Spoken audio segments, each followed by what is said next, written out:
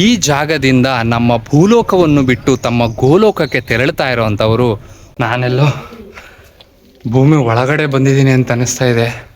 ಇದೇ ಜಾಗದಿಂದ ಜರ ಬೇಟೆಗಾರ ಬಾಣ ಬೀಳ್ತಾನೆ.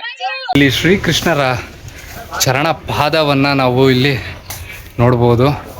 ಇಡೀ ಯೂನಿವರ್ಸ್ನೇ ಹಾಕಿದ್ದಾರೆ. ಮೋದಿಯವರ ಆಗಮನಕ್ಕೆ ತಯಾರಿ ನಡೀತಿದೆ ನೋಡ್ರಿ. ದ್ವಾಪರ ಯುಗ ಮುಗಿದು ನಮ್ಮ ಕಲಿಯುಗ ಸೃಷ್ಟಿಯಾಗಿದ್ದಂಥ ಜಾಗಕ್ಕೆ ನಾನು ಇವತ್ತು ಬಂದಿದ್ದೀನಿ.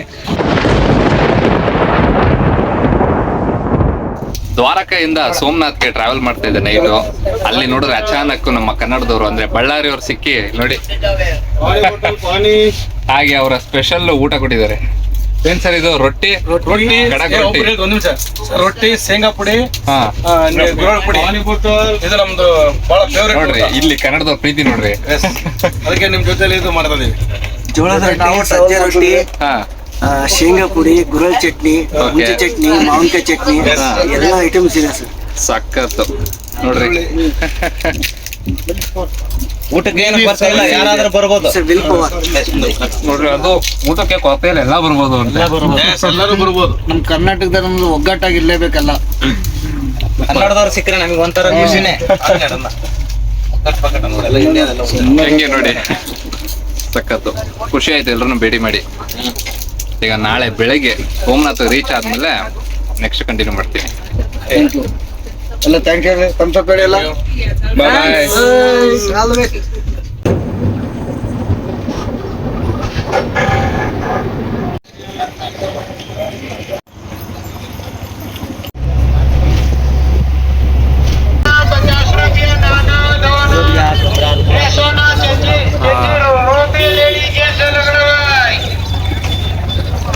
ಅಂತೂ ಎಂತೂ ಬಸ್ ಜರ್ನಿ ಮಾಡ್ದಂಗೆ ಆಯಿತು.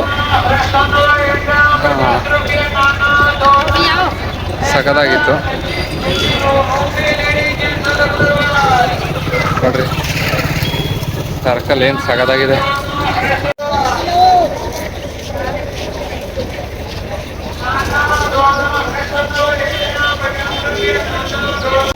ಎಲ್ಲ ದೇವರ ಭಕ್ತರಿಗೂ ನನ್ನ ನಮಸ್ಕಾರಗಳು, ಹಾಗೆ ಬೆಳಗಿನ ಶುಭೋದಯ.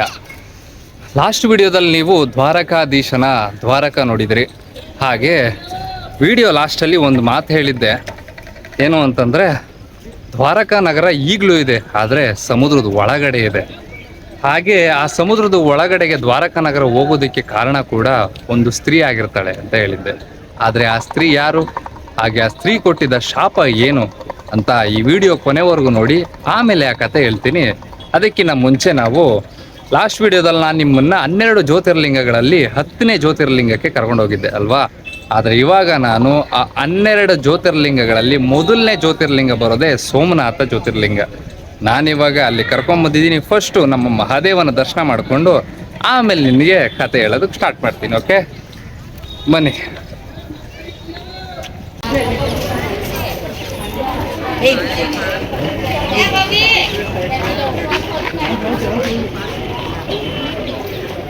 ಎಂಥ ದರ್ಶನ! ಶಿವಲಿಂಗ ಜೊತೆಗೆ ಹಿಂದೆ ಇರೋ ಮೂರ್ತಿನೂ ಆ ಮುದ್ದಾಗಿರೋ ಮುಖ ನೋಡೋದಕ್ಕೆ ಒಂದು ಮಜಾ. ಮೈಯೆಲ್ಲ ರೋಮಾಂಚನ ಆಗೋಯ್ತು. ಕರೆಕ್ಟಾಗಿ 7 ಗಂಟೆ ಒಳಗೆ ಎಂಟರ್ ಆದರೆ ಆರತಿ ನಡೀತಾ ಇದೆ. ಸಕ್ಕತ್ತಾಗಿದ್ದು ದರ್ಶನ. ಈಗ ನಮ್ಮ ಮುಂದಿನ ಕಥೆ ಬಂದು ಯಾರು ಶಾಪ ಕೊಟ್ಟರು ಅಂತ. ಅದು ಯಾರು ಅಂದರೆ ಅವರು ಬೇರೆ ಯಾರೂ ಅಲ್ಲ, ಕೌರವರ ತಾಯಿ ಮಹಾರಾಣಿ ಗಾಂಧಾರಿ. ಕುರುಕ್ಷೇತ್ರ ಯುದ್ಧ ಮುಗಿದ ಮೇಲೆ ಯುದ್ಧದ ಭೂಮಿಯಲ್ಲಿ ತನ್ನ 100 ಮಕ್ಕಳ ಶವಗಳನ್ನು ನೋಡಿ ಗಾಂಧಾರಿಯ ಹೃದಯ ಹೊಡೆದು ಹೋಯಿತು. ದುಃಖ, ಕೋಪ, ಅಸಹಾಯಕತೆ. ಆ ಕ್ಷಣದಲ್ಲಿ ಅವಳು ಶ್ರೀಕೃಷ್ಣರ ಕಡೆ ನೋಡಿದಳು. ಕೃಷ್ಣ, ನೀನು ದೇವರು. ಈ ಯುದ್ಧವನ್ನು ನಿಲ್ಲಿಸುವ ಶಕ್ತಿ ನಿನಗಿತ್ತು. ಎಲ್ಲವೂ ಗೊತ್ತಿದ್ದರೂ ನೀನು ಮೌನವಾಗಿದ್ದೆ. ನನ್ನ ಮಕ್ಕಳ ನಾಶವನ್ನು ನೋಡುತ್ತಾ ನಿಂತೆಯೇ ಎಂದು ಕಣ್ಣೀರಲ್ಲಿ ಹೇಳಿದಳು. ಆಮೇಲೆ ಕಂಪಿಸುವ ಧ್ವನಿಯಲ್ಲಿ ಶಾಪ ಕೊಟ್ಟಳು. ಇಂದು ನನ್ನ ಕೌರವ ವಂಶ ಹೇಗೆ ನಾಶವಾಯಿತೋ ಅದೇ ರೀತಿ ನಿನ್ನ ಯಾದವ ವಂಶವು ಒಬ್ಬರ ಕೈಯಲ್ಲಿ ಒಬ್ಬರು ನಾಶವಾಗ್ತಾರೆ. ಗಾಂಧಾರಿಯ ಆ ಶಾಪ ಕೇಳಿದ ಕೃಷ್ಣರು ಸಣ್ಣ ನಗುವಿನ ಜೊತೆ ಶಾಂತವಾಗಿ ಹೇಳಿದರು, ತಾಯಿ, ಇದು ಕಾಲದ ನಿಯಮ. ನಡೆಯಬೇಕಾದದ್ದು ತಪ್ಪದು. ಆದರೆ ಆ ಶಾಪವೇ ಮುಂದಿನ ದ್ವಾರಕೆಯ ಅಂತ್ಯಕ್ಕೆ ಕಾರಣ ಆಯಿತು.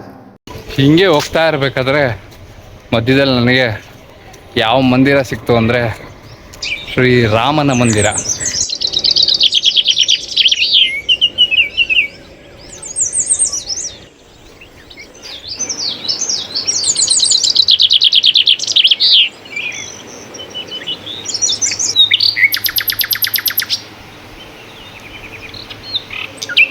ಹೇಗಿತ್ತು ಶ್ರೀರಾಮರ ದರ್ಶನ? ಶ್ರೀರಾಮ ನಿಮ್ಮೆಲ್ಲರಿಗೂ ಒಳ್ಳೇದು ಮಾಡಲಿ. ಹಾಗೆ ಎಲ್ಲರೂ ಹೇಳಿ ಜೈ ಶ್ರೀರಾಮ್, ಜೈ ಆಂಜನೇಯ. ಈಗ ನಾವು ಬಂದಿರೋದು ತ್ರಿವೇಣಿ ಸಂಗಮಗೆ. 3 ಪವಿತ್ರ ನದಿಗಳು ಇಲ್ಲಿ ಒಟ್ಟಾಗಿ ಹರಿಯುತ್ತೆ.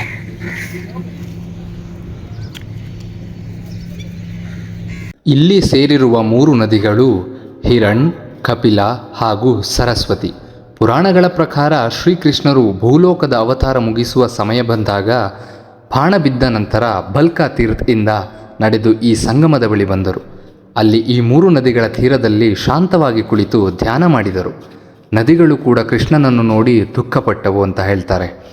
ಹಿರಣ್ ನದಿ ಕೇಳಿತು, ಪ್ರಭು, ನೀವು ಹೋದ ಮೇಲೆ ಈ ಲೋಕ ಹೇಗಿರುತ್ತೆ? ಅದಕ್ಕೆ ಶ್ರೀಕೃಷ್ಣ ಸ್ಮಿತ ಮಾಡಿ ಹೇಳಿದರು, ಧರ್ಮ ಯಾವತ್ತೂ ಸಂಪೂರ್ಣ ನಾಶವಾಗಲ್ಲ. ನನ್ನ ಹೆಸರು ಇರುವವರೆಗೂ ನಾನು ಜನರ ಹೃದಯದಲ್ಲಿ ಇರ್ತೇನೆ ಅಂತ. ಜನರು ನಂಬೋದೇನೆಂದರೆ ಆ ಸಂಗಮದ ತೀರದಲ್ಲಿ ಕೃಷ್ಣನ ಕೊನೆಯ ಧ್ಯಾನದ ಶಾಂತಿ ಇಂದಿಗೂ ಇದೆ ಅಂತ.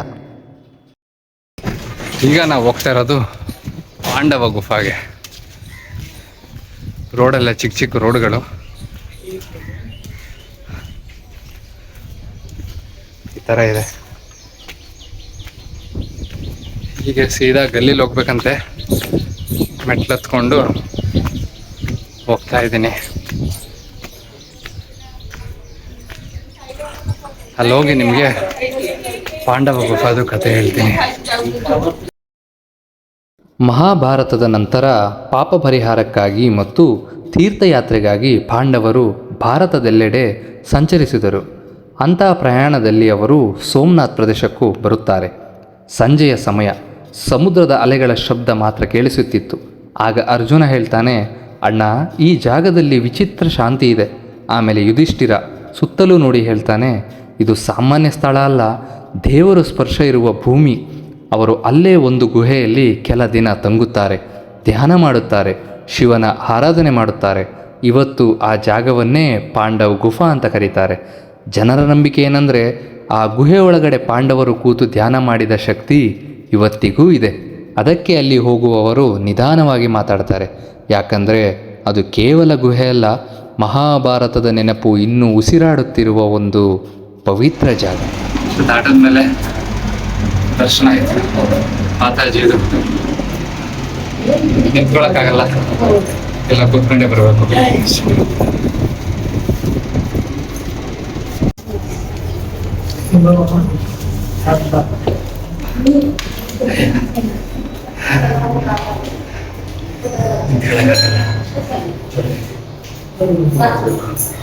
ಇಷ್ಟೇ ಜಾಗ ಇರೋದು.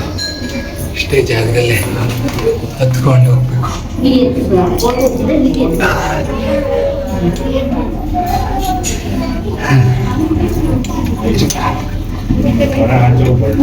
ಅಂಚೆ ಬೇರೆ ಸಿಗತೈತೆ.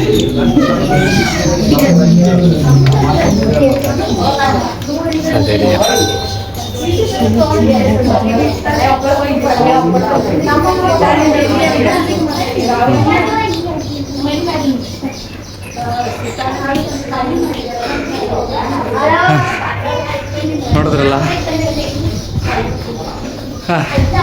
ನೀವು ಅಲ್ಲಿಂದನೇ ದರ್ಶನ ಮಾಡ್ಕೊಬಿಡಿ.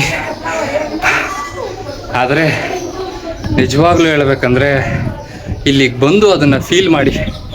ತುಂಬ ಚೆನ್ನಾಗಿದೆ. ಯಾಕಂದರೆ ಇವತ್ತಿಗೂ ಈ ಜಾಗದಲ್ಲಿ ಒಳಗಡೆ ಕೂರ್ತು ಅಂತಂದರೆ ಪಾಂಡವರು ನಿಜವಾಗ್ಲೂ ಬದುಕಿದ್ದಾರೆ ಅನ್ನೋ ಫೀಲ್ ಆಗುತ್ತೆ. ಅದೇ ಅಲ್ವ ಮುಖ್ಯ. ಅದು ಸ್ಥಳದ ಮಹಿಮೆ.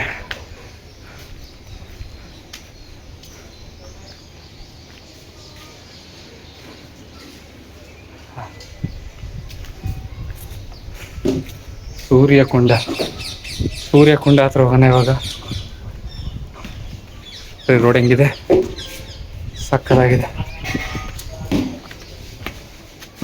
ಸ್ಲಿಪ್ಪರ್ ಇಲ್ಲೇ ಬಿಟ್ಬಿಟ್ಟು ವಾ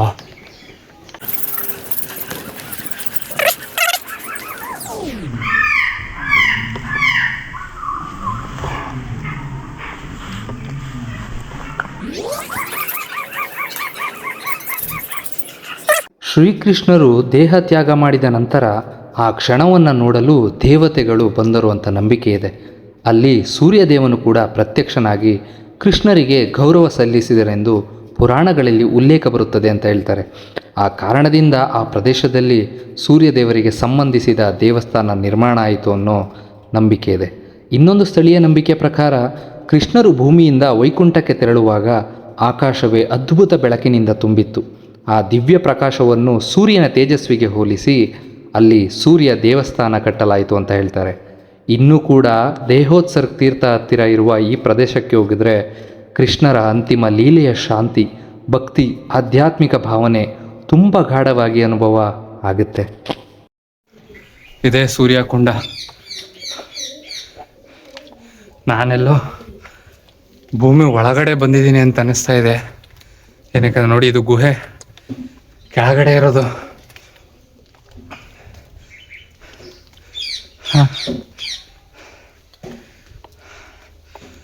ಅಯ್ಯೋ, ಹೇಗನ್ನಿಸ್ತು?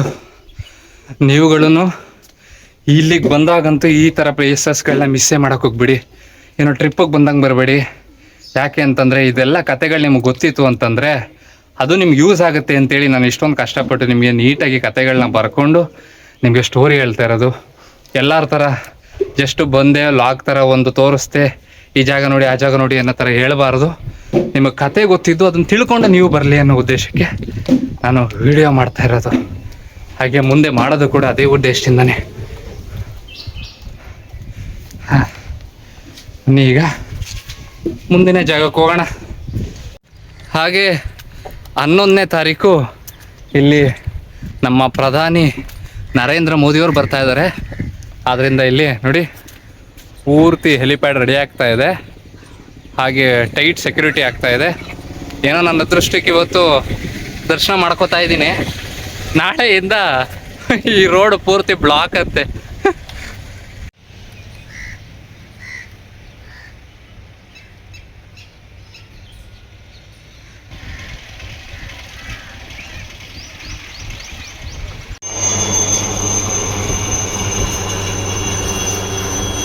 ನರೇಂದ್ರ ಮೋದಿ ಅವರು ಬರ್ತಿರೋದು ಬಹಳ ಖುಷಿ ವಿಷಯ. ಆದ್ರೂ ಅವ್ರನ್ನ ನೋಡೋಕ್ಕಾಗಲಿಲ್ವಲ್ಲ ಅಂತ ಸ್ವಲ್ಪ ಬೇಜಾರಷ್ಟೆ. ನಾನು ಲಾಸ್ಟ್ ಟೈಮು ವೃಂದಾವನಕ್ಕೆ ಹೋಗಿದಾಗಲೂ ಹೀಗೆ ಆಯಿತು. ವೃಂದಾವನಕ್ಕೆ ಹೋಗಿ ವಾಪಸ್ ಬಂದೆ. ಅದಾಗ ಒಂದು 2 ದಿನ ಆದಮೇಲೆ ಇನ್ಸ್ಟಾಗ್ರಾಮಲ್ಲಿ ನೋಡ್ತೀನಿ ಪ್ರೆಸಿಡೆಂಟ್ ಅವ್ರು ಹೋಗಿದ್ದಾರೆ. ನೋಡಿ, 2 ಕಡೆನೂ ಅಲ್ಲೊಂದು 2 ದಿನಕ್ಕೆ ಅವ್ರು ಬಂದರು. ಈಗ ನಾನು ಹೊರಡೋ 2 ದಿನ ಆದಮೇಲೆ ಪ್ರಧಾನಿಯವ್ರು ಬರ್ತಿದ್ದಾರೆ. ಮೋಸ್ಟ್ಲಿ ಅವ್ರನ್ನ ಮೀಟ್ ಮಾಡೋದಕ್ಕೆ ಅವಕಾಶ ಇನ್ನೂ ಬಂದಿಲ್ಲ ಅನಿಸುತ್ತೆ. ಅಥವಾ ಒಂದಲ್ಲ ಒಂದಿನ ಡೈರೆಕ್ಟಾಗಿ ಮೀಟ್ ಮಾಡೋ ಅವಕಾಶನೂ ಸಿಗ್ಬೋದೇನೋ ನಿಮ್ಗಳ ಆಶೀರ್ವಾದದಿಂದ. ಸೋಮನಾಥಲ್ಲಿ ಪ್ಲೇಸಸ್ ನೋಡಬೇಕು ಅಂದರೆ ಆಟೋದವರು ಭಾಳ ಚಾರ್ಜಸ್ ಮಾಡ್ತಾರೆ. ಒಬ್ಬರಿಗೆ 600 ರೂಪಾಯಿನೋ ಹೇಳಿದ್ರು. ಆದರೆ ನನಗೆ ದೇವ್ರ ದಯದಿಂದ ಒಂದು AC ಬಸ್ ಸಿಕ್ತು. ಇದರಲ್ಲಿ 2 ಜಾಗ ನೋಡೋದಕ್ಕೆ 63 ರೂಪಾಯಿ. ಮೋಸ್ಟ್ಲಿ ಎಲ್ಲ ಜಾಗ ತೋರಿಸ್ತಾರೆ ಅಂದರೆ 150 ರೂಪಾಯಿ ಆಗ್ಬೋದೇನೋ. ನಾನು ಸದ್ಯ ಎಲ್ಲ ಜಾಗ ನೋಡ್ಕೊಂಡಿದ್ದೆ. ಈಗ ಇನ್ನು 2 ಜಾಗ ಬ್ಯಾಲೆನ್ಸ್ ಇತ್ತು. ಆದ್ದರಿಂದ ನೀವು ಬಂದಾಗ ಸ್ವಲ್ಪ ಈ GSRTC ಅಂತ ಗೌರ್ಮೆಂಟ್ ಬಸ್ ಇದೆ, ಅದನ್ನು ವೆಯ್ಟ್ ಮಾಡಿಕೊಂಡು ಆ ಬಸ್ಸಲ್ಲಿ ಹೋಗಿ, ಆಟೋದಲ್ಲಿ ಹೋಗಿ ಮಕ್ಕರಾಗ್ಬಿಡಿ. ಓಕೆ, ಹಾಗೆ ಇನ್ನು ಮಿಕ್ಕಿದ ಪ್ಲೇಸಸ್ ತೋರಿಸ್ತಾ ಇರ್ತೀನಿ. ಹಾಗೆ ನಮ್ಮ ವಿಡಿಯೋನ ನೋಡ್ತಾ ಇರಿ. ಈಗ ನಾವು ಬಾಣಗಂಗಾ ಹತ್ರ ಬಂದಿದ್ದೀವಿ. ಇಲ್ಲಿ ಏನಂತಂದ್ರೆ ಜರ ಅನ್ನೋ ಬೇಟೆಗಾರ ಇಲ್ಲಿಂದ ಬಾಣ ಬಿಡ್ತಾನೆ. ಆ ಬಾಣ ಹೋಗಿ ಶ್ರೀಕೃಷ್ಣರು ಮರದ ಕೆಳಗೆ ಕೂತಿರ್ತಾರಲ್ಲ ಅವರ ಕಾಲಿಗೆ ತಾಗುತ್ತೆ. ಹಾಗೆ ಈ ಜರ ಅನ್ನೋ ಬೇಟೆಗಾರ ಯಾರು ಅಂತ ಗೊತ್ತಾ? ಈ ಜರ ಅನ್ನೋ ಬೇಟೆಗಾರ ತ್ರೇತಾಯುಗದಲ್ಲಿ ರಾಮನ ಕೈಯಲ್ಲಿ ಮರಣಪಟ್ಟಂತಹ ಅದೇ ವಾಲಿ ಕಲಿಯುಗದ ಆರಂಭದಲ್ಲಿ ಜರ ಆಗಿ ಹುಟ್ಟಿ ಕೃಷ್ಣನ ಕೊನೆಯ ಕ್ಷಣಕ್ಕೆ ಕಾರಣ ಆಗ್ತಾನೆ. ಇದರ ಕಥೆ ಏನು ಅಂದರೆ, ಸುಗ್ರೀವ ಮತ್ತು ವಾಲಿ ಇಬ್ಬರು ಕಿಷ್ಕಿಂಧೆಯ ವಾನರ ರಾಜಕುಮಾರರು. ವಾಲಿ ದೊಡ್ಡ ಅಣ್ಣ, ಬಲಶಾಲಿ ಹಾಗೂ ಧೈರ್ಯಶಾಲಿ. ಸುಗ್ರೀವ ಚಿಕ್ಕ ತಮ್ಮ, ನಿಷ್ಠಾವಂತ ಹಾಗೂ ಒಳ್ಳೆಯ ಮನಸ್ಸಿನವನು. ಒಂದು ದಿನ ಒಂದು ರಾಕ್ಷಸ ಅಂದರೆ ಮಾಯಾವಿ ಬಂದು ವಾಲಿಯನ್ನು ಯುದ್ಧಕ್ಕೆ ಆಹ್ವಾನ ಮಾಡುತ್ತಾನೆ. ವಾಲಿ ಅವನನ್ನು ಹಿಂಬಾಲಿಸಿ ಗುಹೆಗೆ ಹೋಗುತ್ತಾನೆ. ಹೋಗುವ ಮೊದಲು ಸುಗ್ರೀವನಿಗೆ ಹೇಳ್ತಾನೆ, ನಾನು ಹೊರಗಡೆ ಬರೆದಿದ್ರೆ ನೀನು ಗುಹೆಯ ಬಾಯಿಯನ್ನು ಮುಚ್ಚು. ಸುಗ್ರೀವ ಹೊರಗೆ ಕಾಯ್ತಾನೆ. ಬಹಳ ಸಮಯ ಕಳೆದ ಮೇಲೆ ಗುಹೆಯಿಂದ ರಕ್ತ ಹರಿದು ಬರುತ್ತಿರುತ್ತದೆ. ಅವನು ಅದನ್ನು ಕಂಡು ಭಯಪಟ್ಟು ವಾಲಿ ಸತ್ತಿರಬಹುದು ಅಂದ್ಕೊಂಡು ಗುಹೆಯನ್ನು ಕಲ್ಲಿನಿಂದ ಮುಚ್ಚಿ ಕಿಷ್ಕಿಂಧೆಗೆ ಹಿಂದಿರುಗುತ್ತಾನೆ. ಜನರು ಸುಗ್ರೀವನನ್ನು ರಾಜನಾಗಿ ನೇಮಿಸುತ್ತಾರೆ. ಅಲ್ಲಿ ದೊಡ್ಡ ತಿರುವು ಏನು ಅಂತಂದರೆ ವಾಲಿ ಸತ್ತಿರಲ್ಲ. ಅವನು ರಾಕ್ಷಸನನ್ನು ಕೊಂದು ಹೊರಬರುತ್ತಾನೆ. ಆದರೆ ಗುಹೆ ಮುಚ್ಚಿರುವುದನ್ನು ನೋಡಿ ಸುಗ್ರೀವನೇ ನನಗೆ ದ್ರೋಹ ಮಾಡಿದ ಎಂದು ತಪ್ಪಾಗಿ ಅರ್ಥ ಮಾಡಿಕೊಳ್ಳುತ್ತಾನೆ. ಕೋಪದಿಂದ ಕಿಷ್ಕಿಂಧೆಗೆ ಬಂದು ಸುಗ್ರೀವನನ್ನು ಹೊರಹಾಕುತ್ತಾನೆ. ಅವನ ಹೆಂಡತಿಯನ್ನು ತನ್ನ ವಶಕ್ಕೆ ತೆಗೆದುಕೊಳ್ಳುತ್ತಾನೆ. ಸುಗ್ರೀವ ಭಯದಿಂದ ಕುಶ್ಯ ಮೂಕ ಪರ್ವತದಲ್ಲಿ ಅಡಗುತ್ತಾನೆ. ಆಗ ಆಗುತ್ತೆ ಶ್ರೀರಾಮರ ಪ್ರವೇಶ. ಅಲ್ಲಿಗೆ ರಾಮ ಮತ್ತು ಲಕ್ಷ್ಮಣ ಬರುತ್ತಾರೆ ಸೀತೆಯನ್ನು ಹುಡುಕುತ್ತಾ. ಸುಗ್ರೀವ ತನ್ನ ಕಷ್ಟವನ್ನು ಹೇಳುತ್ತಾನೆ. ರಾಮನು ಸಹಾಯ ಮಾಡುವುದಾಗಿ ಹೇಳುತ್ತಾನೆ. ನೀನು ನನಗೆ ಸಹಾಯ ಮಾಡು, ನಾನು ನಿನಗೆ ಸಹಾಯ ಮಾಡ್ತೀನಿ ಅಂತ ಹೇಳ್ತಾರೆ. ಆಗ ಆಗುತ್ತೆ ವಾಲಿಯ ವಧೆ. ಸುಗ್ರೀವ ವಾಲಿಯನ್ನು ಯುದ್ಧಕ್ಕೆ ಕರೆಯುತ್ತಾನೆ. ಯುದ್ಧದಲ್ಲಿ ವಾಲಿ ತುಂಬ ಶಕ್ತಿಶಾಲಿ. ಅದಕ್ಕೆ ರಾಮನು ಮರದ ಹಿಂದೆ ನಿಂತು ಬಾಣ ಹೊಡೆದು ವಾಲಿಯನ್ನು ಕೊಲ್ಲುತ್ತಾನೆ. ವಾಲಿ ಸಾಯುವಾಗ ಒಂದು ಪ್ರಶ್ನೆ ಕೇಳ್ತಾನೆ ರಾಮನ್ನ, ನನ್ನ ಮೇಲೆ ಅಡಗಿ ಹೊಡೆದಿದ್ದೇಕೆ? ಆಗ ರಾಮ ಹೇಳ್ತಾನೆ, ನೀನು ನಿನ್ನ ತಮ್ಮನ ಹೆಂಡತಿಯನ್ನು ಕಿತ್ಕೊಂಡು ಧರ್ಮಕ್ಕೆ ವಿರುದ್ಧವಾಗಿ ವರ್ತಿಸಿದೀಯಾ. ಆದರೂ ನಾನು ನಿನಗೊಂದು ವರ ಕೊಡ್ತೀನಿ. ನಾನು ಹೇಗೆ ನಿನಗೆ ಬಾಣದಿಂದ ಹೊಡೆದ್ನೋ ಅದೇ ರೀತಿ ಮುಂಬರುವ ದ್ವಾಪರಯುಗದಲ್ಲಿ ನೀನು ಜರ ಎಂಬ ಬೇಟೆಗಾರನಾಗಿ ಹುಟ್ಟುತ್ತೀಯ. ಆವಾಗ ಇದೇ ಬಾಣದಿಂದ ನೀ ನನಗೆ ಹೊಡಿತೀಯ ಅಂತೇಳಿ ಒಂದು ವರ ಕೊಡ್ತಾರೆ. ಆದ ಕಾರಣದಿಂದನೇ ಇಂದಿನ ದ್ವಾಪರಯುಗದ ಜರ, ಅಂದಿನ ತ್ರೇತಾಯುಗದ ವಾಲಿ, ಅಂದಿನ ತ್ರೇತಾಯುಗದ ಶ್ರೀರಾಮರೇ ಇಂದಿನ ದ್ವಾಪರಯುಗದ ಶ್ರೀಕೃಷ್ಣ.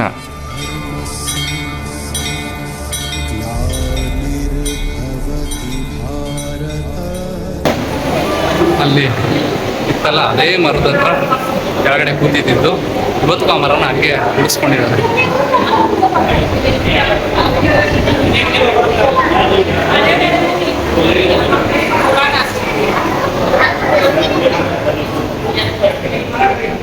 ಹಾಗೆ ಇಲ್ಲಿ ಒಂದು ಕುಂಡ ಕೂಡ ಇದೆ, ನೋಡ್ಬೋದು.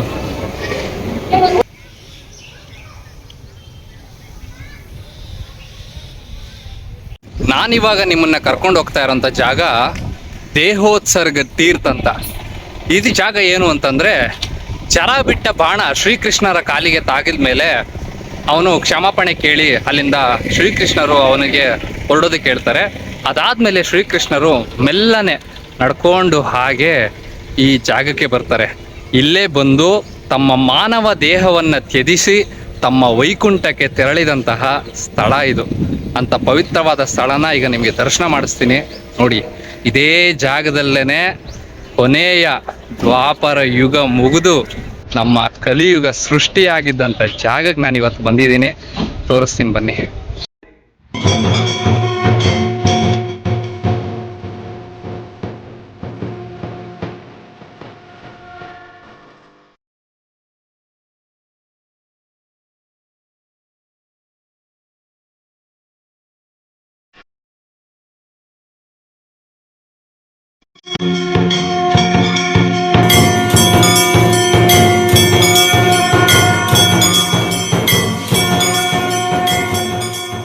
ಈಗ ನೀವೆಲ್ಲರೂ ನಮ್ಮ ಮಾನವ ದೇಹದ ಶ್ರೀಕೃಷ್ಣರ ದರ್ಶನ ಮಾಡ್ಕೊಂಡ್ಬಿಡಿ.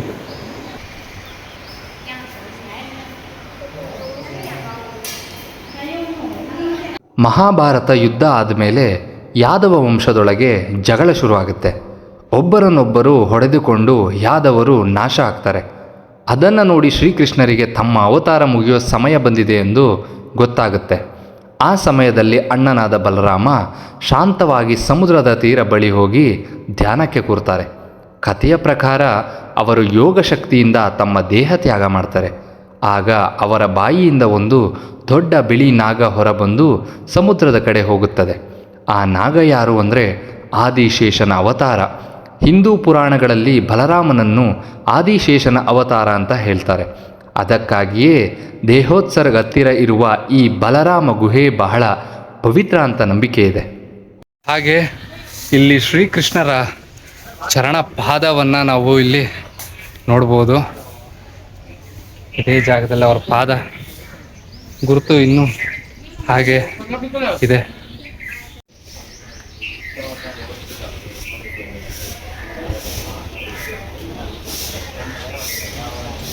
ಇದೇ ಜಾಗದಲ್ಲಿ ದ್ವಾಪರಯುಗ ಅಂತ್ಯ ಆಗಿ ನಮ್ಮ ಕಲಿಯುಗದ ಪ್ರಾರಂಭದ ದಿನ. ಆ ದಿನ ವೈಕುಂಠಕ್ಕೆ ತಮ್ಮ ದೇವರನ್ನು ಆಹ್ವಾನಿಸಲು ದೇವಾನುದೇವತೆಗಳು ಈ ಜಾಗಕ್ಕೆ ಬರ್ತಾರೆ. ಈ ಜಾಗದಿಂದ ನಮ್ಮ ಭೂಲೋಕವನ್ನು ಬಿಟ್ಟು ತಮ್ಮ ಗೋಲೋಕಕ್ಕೆ ತೆರಳುತ್ತಾ ಇರುವಂಥವರು ಹುಟ್ಟಿನಲ್ಲಿ ಮಥುರಾದ ವಾಸುದೇವ, ದೇವಕಿ ನಂದನ, ಯದುನಂದನ, ಹರಿ, ಬಾಲಕನಾಗಿ ಗೋಕುಲದಲ್ಲಿ ಗೋಪಾಲ, ಗೋವಿಂದ, ನವನೀತನ ಚೋರ, ಮಖಾಂಚೋರ, ದಾಮೋದರ, ನಂದನಂದನ, ಯಶೋಧನಂದನ. ವೃಂದಾವನದ ಪ್ರೇಮಲೀಲೆಯಲ್ಲಿ ಅವನು ಮುರಳೀಧರ, ವಂಶೀಧರ, ಶ್ಯಾಮಸುಂದರ, ಮದನಮೋಹನ, ಗೋಪೀನಾಥ, ರಾಧಾವಲ್ಲಭ, ಗೋಪಿಜನ ವಲ್ಲಭ, ಬಂಕೆ ಬಿಹಾರಿ, ಕುಂಜೆ ಬಿಹಾರಿ, ವೃಂದಾವನ ಚಂದ್ರ, ಗಿರಿಧರಿ, ಮಥುರಾದ ಅಸುರ ಸಂಹಾರಿಯಾದ ಕಂಸಹಾರಿ, ಮಧುಸೂದನ, ಕೇಶವ, ಮುರಾರಿ, ಚಕ್ರಪಾಣಿ, ದ್ವಾರಕಾ ನಗರದ ದ್ವಾರಕಾಧೀಶ, ರುಕ್ಮಿಣೀ ರಮಣ, ಸತ್ಯಭಾಮ ವಲ್ಲಭ, ಪಟಿಲ ಪಾವನ, ವಾಸುದೇವ, ಯಾದವರಾಜ. ಮಹಾಭಾರತದ ಕುರುಕ್ಷೇತ್ರದಲ್ಲಿ ಅವನು ಪಾರ್ಥಸಾರಥಿ, ಜಗದ್ಗುರು, ಯೋಗೇಶ್ವರ, ಋಷಿಕೇಶ, ಜನಾರ್ದನ. ತನ್ನ ವಿಶ್ವರೂಪದಲ್ಲಿ ಅವನು ಜಗನ್ನಾಥ, ವಿಷ್ಣು, ಅಥೋಜ್ಗಜ, ಅಚ್ಯುತ, ಗೋವಿಂದ, ವೈಕುಂಠನಾಥ, ರಾಧೇಯ ಕೃಷ್ಣ. ಅವನೇ ನಮ್ಮ ಶ್ರೀಮನ್ ಹರಿ ನಾರಾಯಣ.